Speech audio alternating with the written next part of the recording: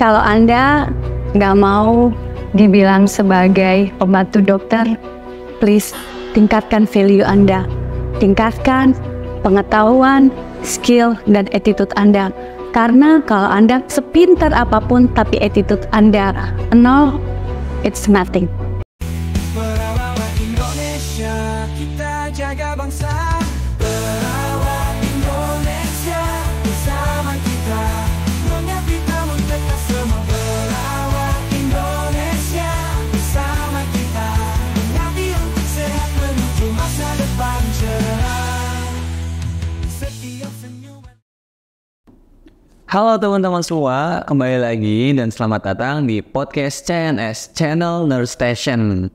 Oke, di session podcast kali ini, hari ini kita bersama Ibu Lucy Ira selaku Ketua Panitia Pelaksana Pelatihan Asuhan Perawat Perioperatif di bidang urologi. Betul Ibu? Betul. Betul. Selamat datang untuk Ibu Lucy Ira. Terima kasih banyak Ibu udah sempetin waktunya nih di kala sibuknya kegiatan ya Ibu. Bisa sempetin datang ke podcast CNS. Oke, Ibu. Terima kasih. Ada beberapa poin penting nih yang bakal saya tanyain ke Ibu Ira selaku Ketua Panitia acara yang diselenggarakan pada hari ini gitu. Untuk pertanyaan yang pertama nih Bu, saya mau tanya saat ini itu sedang mengadakan kegiatan apa sih Bu? Bisa dijelaskan mungkin sama teman sejawat perawat detailnya nih. Oke. Hai teman sejawat perawat, saya Lucia Ira. Saya kebetulan saat ini dipercaya oleh pengurus wilayah Himpunan Perawat Urologi DKI Jakarta sebagai ketua pelaksana dari pelatihan asuhan keperawatan perioperatif bedah urologi bagi perawat tahun 2024. Jadi saat ini kami mengadakan pelatihan untuk memberikan tambahan ilmu keperawatan, terutama pada perawat divisi urologi, Mas. Jadi divisi urologi itu kan ada yang berdinas di OT, di kamar operasi, di ruang perawatan maupun di pelayanan rawat jalan seperti di poliklinik gitu. Nah, saya sempat tadi nanya juga ya sama Pak siapa tadi saya podcast itu yang pertama Pak Hera, Pak Serna. Nah, oke. Saya belum sempat nanya nih Bu, sasaran itu siapa aja sih Bu audiensnya Bu? Mungkin bisa dijelaskan lebih detail. Siap, oke. Jadi sasaran dari kegiatan kami ini adalah perawat, seluruh perawat, perawat umum, atau perawat bedah, atau perawat di ruangan rawat inap, atau yang di poliklinik yang pasti dong punya ketertarikan di bidang urologi. Betul. Gitu. Oke.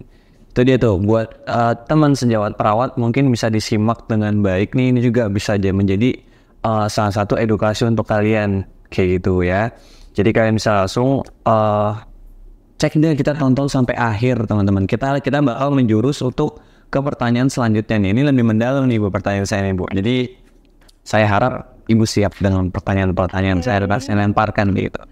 Yang pertama, Ibu, apa saja prosedur bedah urologi yang umum dilakukan dan mengapa penting bagi perawat untuk memahami spesifikasi bedah urologi? Silakan Ibu. Oke, yang pertama nih, prosedur bedah urologi itu yang umum dilakukan yaitu yang pertama open urology. Open urology itu misalnya kayak nefrektomi, vesikolitotomi, sitostomi atau varikokel. Itu yang open urologi. Kemudian ada juga yang endourologi. Endourologi itu seperti misalnya untuk yang upper yang bagian atas itu seperti ada uretroskopi, ada PJNL atau RIRS sekarang yang terbaru. Kemudian untuk yang lower itu ada sistoskopi, uretroskopi dan ada SASE. Itu terus kenapa sih? Tadi pertanyaannya kenapa sih penting ya perawat memahami spesifikasi bedah urologi? Betul, karena kan bedah urologi itu sudah kayak subspesialis ya, kan ada yang bedah saja. Nah, kami lebih mendalami atau lebih mempelajari yang ke bidang urologinya. Nah, kenapa sih kita benar tadi ya memahami kenapa harus spesifikasinya bedah urologi? Karena ilmu itu kan selalu update ya Mas ya. Dan kita sebagai individu tentulah kita harus ikut mengupgrade diri, maksudnya kita juga meningkatkan untuk menyesuaikan kompetensi kita dan untuk mengetahui lebih dalam mengenai khususnya kita sebagai perawat itu asuhan keperawatan khususnya di urologi. Oke, mungkin teman sejawat perawat bisa nih ya untuk kalian membawa buku catatan selesai nonton ini. Jadi ketika kalian nonton video ini, saya sarankan nih sebagai host kalian bawa buku catatan, kalian sambil catat nih barangkali ada ilmu-ilmu penting yang nantinya akan disampaikan oleh Ibu Lucy Ira kayak gitu. Jadi kalian bisa catat, barangkali bisa jadi edukasi atau self education buat kalian lah sebagai perawat juga mungkin ya Bu, sebagai mata pelajaran yang bisa disimpan kayak gitu. Oke Bu, next nih kita ke pertanyaan selanjutnya. Apa saja tanggung jawab utama perawat dalam tim bedah urologi?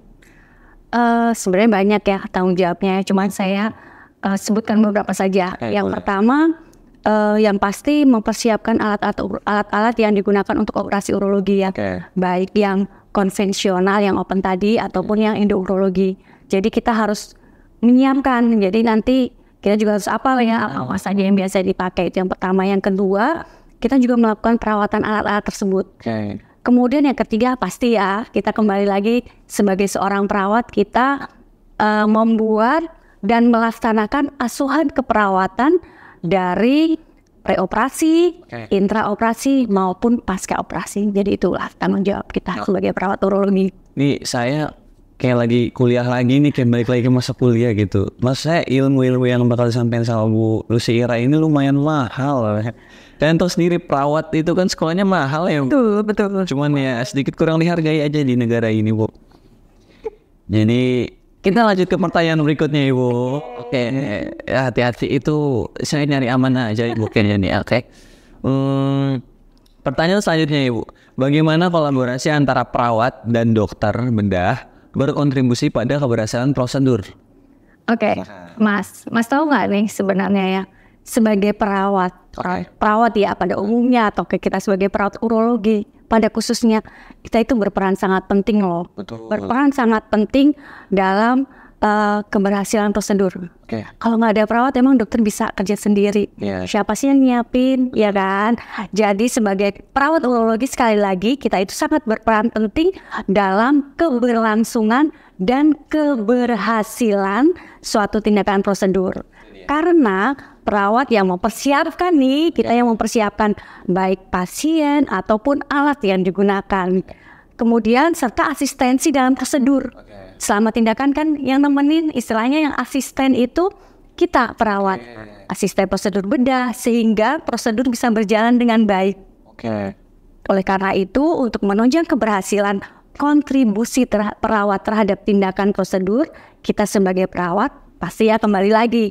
Kita melakukan pengembangan diri melalui pelatihan atau seminar atau sekarang banyak webinar ya untuk mengembangkan diri sendiri. Jadi kita nggak dipandang sebagai pembantu dokter lagi. Kita adalah rekan sejawat. Upgrade level ya. Betul. Patient juga sih sebenarnya itu. Oke Bu, terus pertanyaan selanjutnya nih.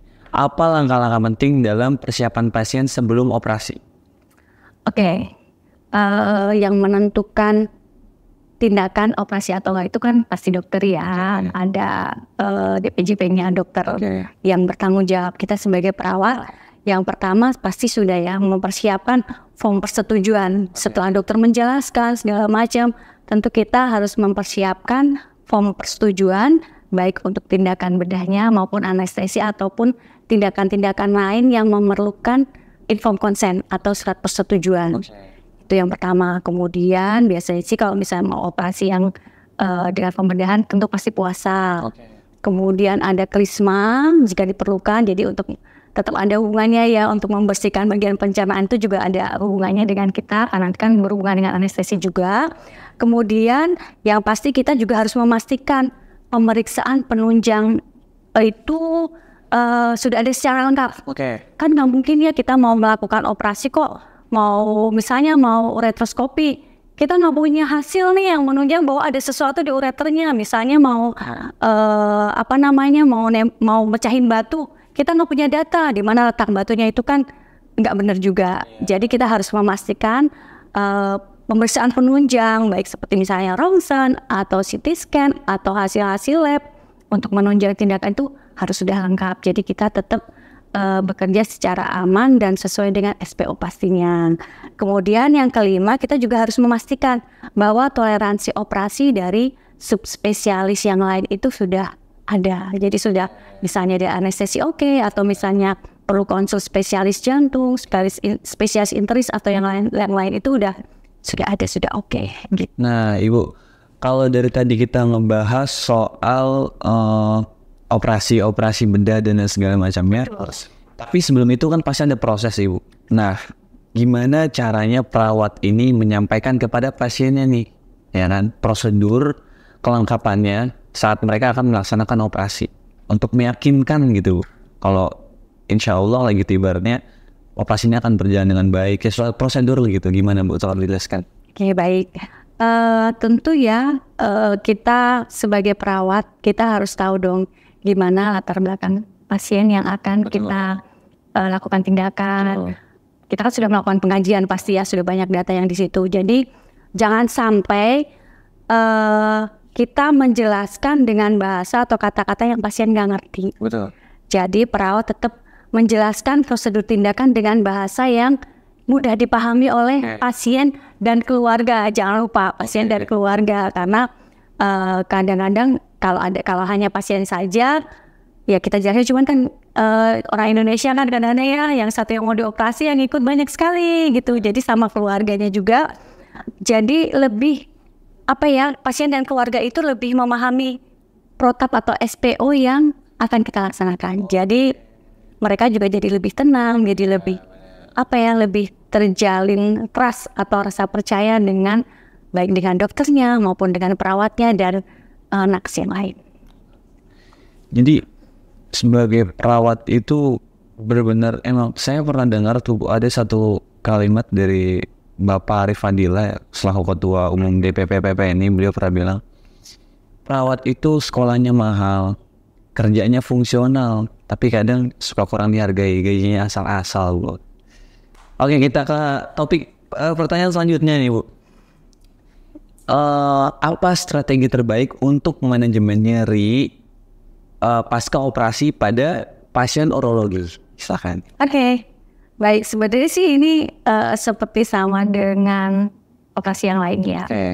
Kita lebih fokusnya untuk edukasi manajemen nyeri pasca operasi itu kita lakukan sebelum tindakan operasi. Jadi sebelum tindakan operasi itu kita sudah melakukan edukasi, sudah menjelaskan berbagai macam teknik atau manajemen nyeri atau penghilangnya rasa nyeri, seperti misalnya teknik relaksasi nafas dalam, distraksi dengan kegiatan positif misalnya sambil mendengarkan lagu atau yang pasti kita harus berikan posisi nyaman, serta yang pasti kalau misalnya ambang nyerinya sudah tidak tertahankan lagi, mau nggak mau kita harus kolaborasi dengan dokter atau yang bertanggung jawab untuk pemberian farmakologi atau pemberian obat anti nyeri.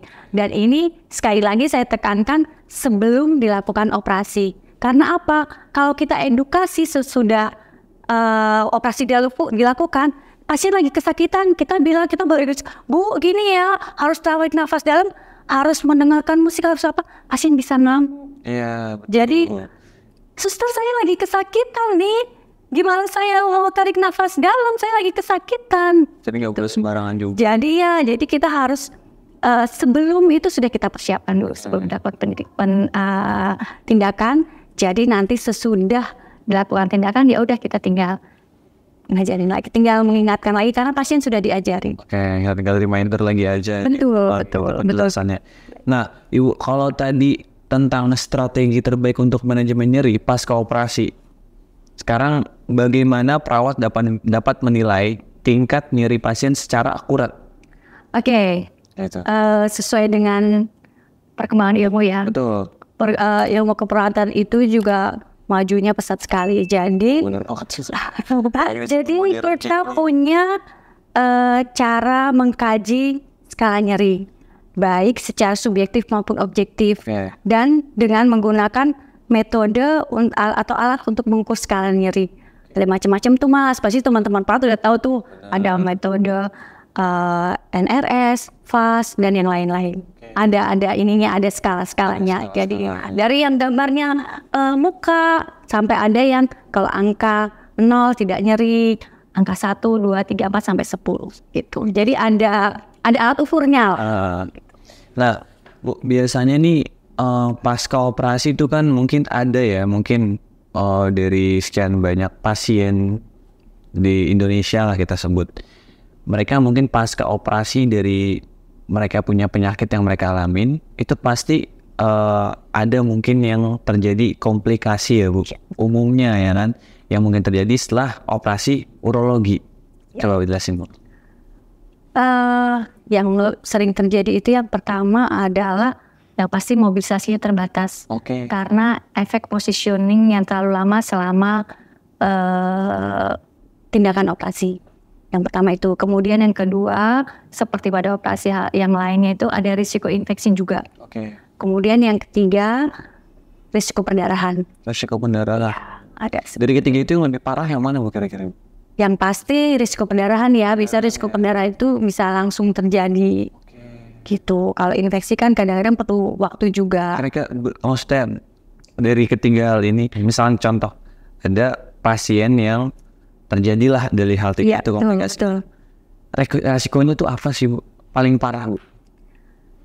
Perdarahannya paling sering ya, paling kalau enggak ada juga kalau misalnya kayak emboli gitu kan bisa emboli, ada terjadi emboli lepas bisa ke jantung, ini bisa henti. Ini pernah nggak ada kasus Bu setelah pasca operasi terjadi komplikasi dan lain tadi segala macam, ada pasien mungkin yang dinyatakan meninggal dunia karena mungkin ada kesalahan teknis atau dan lain sebagainya macam? Puji Tuhan selama pengalaman saya nggak ada ya, cuman mungkin semoga nggak ada ya. Cuman saya juga kurang mungkin ada ya, tapi saya tidak bisa berbicara karena saya sejauh ini nggak punya datanya. Cuman mungkin ada namanya komplikasi kan juga. Bisa, makanya sekali lagi sebelum tindakan operasi kan dokter pasti sudah menjelaskan bagaimana jalannya operasi, kemudian apa saja risikonya, kemudian sampai risiko yang terburuk. Jadi pasien dan keluarga pasti sudah tahu. Ya karena balik lagi kita sebagai selaku pegiat kesehatan ya Bu, bisa dibilang dokter dan perawat juga manusia biasa. Kita punya prosedur yang kita harus jalanin, itu pasti harus tepat. Ya kita maksimal sebisa mungkin ya semuanya sehat, alhamdulillah selamat. Betul, makanya mengapa kita ada SOP ya, standar prosedur itu yang harus udah istilahnya nilai mati, SOP itu harus dijalanin, salah satunya untuk mencegah kematian. Oke gitu, itu dia teman sejawat perawat. Oke Bu, last question for today ini, asik, agak bahasa Inggris sedikit ya Bu. Bercanda, nanti saya di counter bahasa Inggris. Oke, pertanyaan terakhir nih Bu, bagaimana perawat dapat mengenali tanda-tanda komplikasi dini? Silakan ya. Oke, yang pasti kalau ada komplikasi itu biasanya ada timbul tanda-tanda infeksi. Kayak misalnya demam, atau ada tanda-tanda infeksi yang lain, kemudian ada perdarahan, atau ada gangguan fungsi tubuh terutama yang berhubungan dengan prosedur tindakan. Misalnya itu.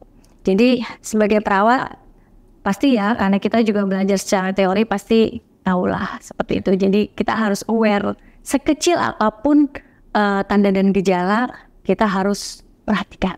Jadi jangan sampai kayak nggak apa-apa kok pasiennya kayaknya demamnya cuman segitu, tapi kita juga harus tetap aware. Hal sekecil apapun tanda dan gejala kita harus tetap perhatikan. Itu harus aware saudara, itu sih poinnya. Betul. Bu, bagaimana Bu kalau misalnya perawat itu dapat membantu pasien mengatasi kecemasan sebelum dan setelah operasi?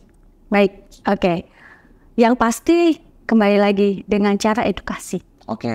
Kalau pasien sudah diberitahu apa yang akan dilakukan, apa yang akan terjadi setelahnya, pasti pengetahuannya akan meningkat. Betul. Karena kita menjelaskannya juga dengan kata-kata yang bisa dipengerti oleh pasien. Jadi kita setelah mengedukasi juga harus mengevaluasi. Pasiennya ngerti nggak dengan yang kita omongin? Jangan nanti kita ngomongnya udah ketinggian, ternyata pasiennya nggak ngerti. Kita dengan bahasa yang yang terlalu medis atau yang lain, ataunya pasiennya nggak ngerti. Jadi kita edukasi, tapi sesudah kita edukasi juga kita evaluasi lagi. Tentu cara mengedukasinya kita juga harus melihat bagaimana latar belakang pendidikannya, latar belakang sosialnya bagaimana, kemudian kulturnya bagaimana, karena Indonesia ini kan terdiri dari banyak suku ya. Jadi kita memang harus menyesuaikan sebagai perawat. Kita harus apa kata Bapak, multi talent lah, multifungsi, multi talent. Jadi kita bisa jadi apa saja sebagai perawat gitu. Itu dia kerennya perawat Indonesia. Nah Ibu, apa pentingnya mendengarkan dan memberikan dukungan emosional kepada pasien? Penting banget ya kalau menurut saya ya, penting banget. Jadi dukungan emosional adalah support system yang diperlukan oleh pasien.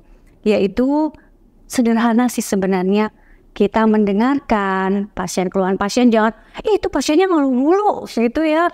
Kita nggak tahu di balik keluhan itu ternyata pasien kita itu merasakan sesuatu yang tidak nyaman, yang pada akhirnya membuat pasien jatuh pada kondisi yang tidak baik. Nah itu kan salah satunya karena kita nggak mau dengerin kemungkinan itu.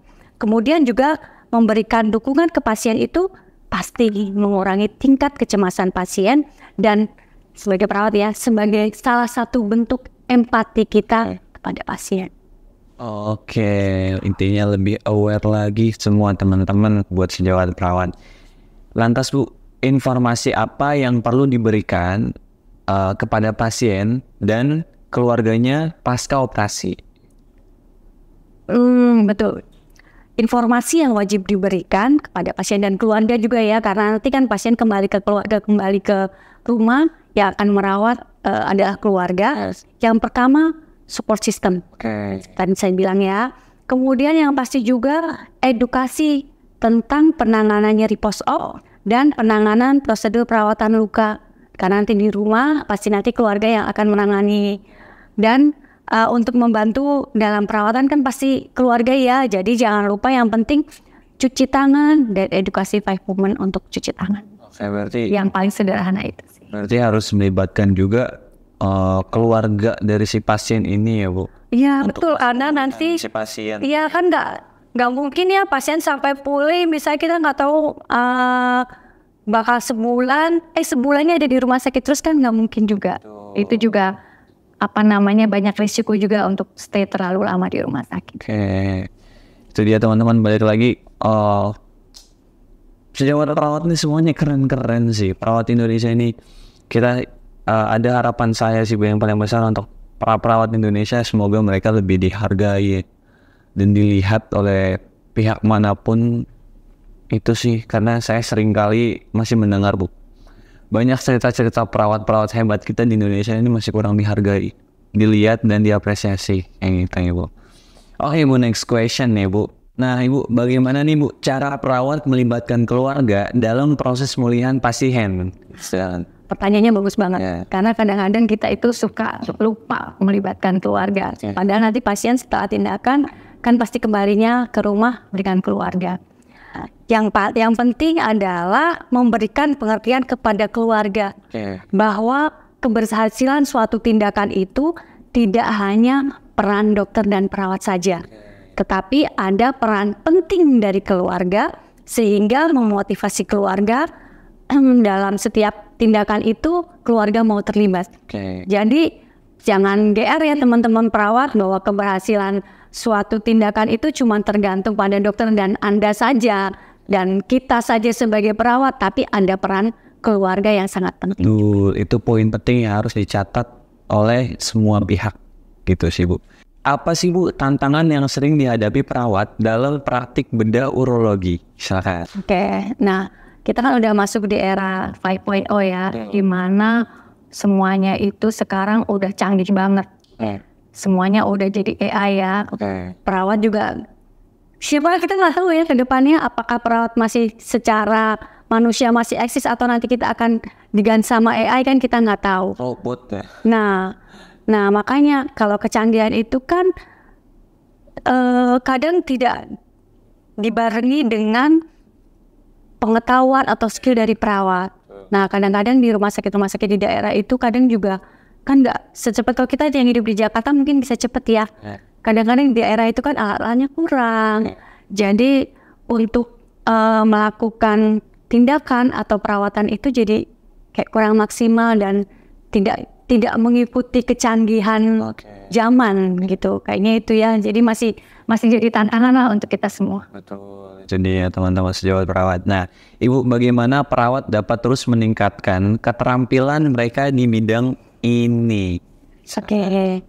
Yang pastinya yang pertama perawatnya sendiri harus punya ketertarikan dong, harus punya effort untuk meningkatkan kualitas sendiri, baik secara skill maupun attitude maupun secara pengetahuan. Pasti ya. Banyak kok sekarang Mas, apalagi sekarang ada pemerintah kayaknya juga udah kasih kayak kitauan kayak LMS Satu Sehat. Nah di situ tuh salah satunya dengan cara yang itu seperti mengikuti kegiatan ilmiah seperti saat ini yang sedang kami lakukan. Jadi kami ingin meningkatkan keterampilan, pengetahuan dan skill dari teman-teman perawat urologi terutama ya dengan mengadakan seminar kayak gini, dengan melakukan pelatihan ini. Jadi banyak sekarang itu pelatihan atau seminar keperawatan yang khususnya di bidang urologi. Banyak sekarang Mas bidang urologi, ada yang pelatihan dasar, ada yang berkelanjutannya, etasnya juga ada. Jadi dapat meningkatkan pengetahuan dan keterampilan dari perawat-perawat, terutama perawat urologi pastinya. Itu dia tuh teman-teman, bisa dicatat lagi ya kembali buat motivasi dan edukasi kalian ke depannya gitu, untuk bertambahnya ilmu para teman-teman sejawat perawat nih. Oke Bu, terus bagaimana Bu? Teknologi apa yang sedang berkembang dalam bedah urologi? Oke, ada 2 tindakan ya yang di urologi itu, ada yang pembedahan, ada yang invasif, ada yang non-invasif. Yang non-invasif itu salah satunya adalah pemecahan batu di saluran perkemihan yang tidak ada pembedahan, tidak apa itu namanya ESWL. Extracorporeal shockwave lithotripsy. Jadi memecahkan batu di saluran ataupun di ginjal tanpa melakukan pembedahan. Jadi dari luar tubuh ada itu. Terus yang dengan pembedahan itu ada macam-macam Mas. Ada PCNL, ada endoskopi, ada laser, dan ada robotic surgery. Sudah ada robotic surgery. Canggih. Jadi wajib waspada. Canggih. Keren. Sekarang itu ternyata saya, astagfirullahaladzim, keren banget. Tapi kenapa kurang dihargai ya? Sayang sekali. Oke Bu, lanjut. Apa pertanyaan umum yang sering dilakukan atau diajukan oleh perawat terkait praktik perioperatif bedah urologi? Ini dia. Yang sering dipertanyakan itu legalitas dan kewenangan klinis. Legalitas dan kewenangan klinis perawat urologi karena untuk keperluan kredensial dan meningkatkan value individu serta berujung pada benefit yang akan didapat. Jadi saling berkesinambungan gitu. Betul. Berkesinambungan, itu dia intinya. Last question ya teman-teman. Bagaimana perawat dapat terlibat dalam diskusi lebih lanjut? Yang pasti harus selalu aktif. Jangan males untuk membuka jendela pengetahuan, membuka pikiran kita. Aktif. Kita harus ada keinginan untuk meningkatkan pengetahuan, mengembangkan pengetahuan kita, meningkatkan value kita. Jadi aktiflah dan ikut serta dalam kegiatan ilmiah pastinya. Jangan kegiatan yang macam-macam. Kita ikut kegiatan ilmiah karena sekarang ini banyak ya yang dilakukan kegiatan ilmiah yang dilakukan baik oleh instansi pemerintah maupun oleh organisasi profesi. Itu dia teman-teman. Mungkin kalian harus nonton video ini sampai habis karena banyak banget ilmu mahal yang sudah disampaikan oleh Ibu Lucy ya. Jadi sebelum kita closing Bu, kira-kira ada nggak nih Bu pesan yang ingin disampaikan untuk para sejawat perawat di rumah yang lagi nonton video ini? Silakan Ibu. Kalau Anda nggak mau dibilang sebagai pembantu dokter, please tingkatkan value Anda, tingkatkan pengetahuan, skill dan attitude Anda. Karena kalau Anda sepintar apapun tapi attitude Anda nol, it's nothing. Itu saja. Itu dia teman-teman. Oke, sebelum itu saya mau konfirmasi dan informasi sedikit mengenai PPNI Pay. Jadi PPNI itu sudah merilis aplikasi Bu, namanya PPNI Pay.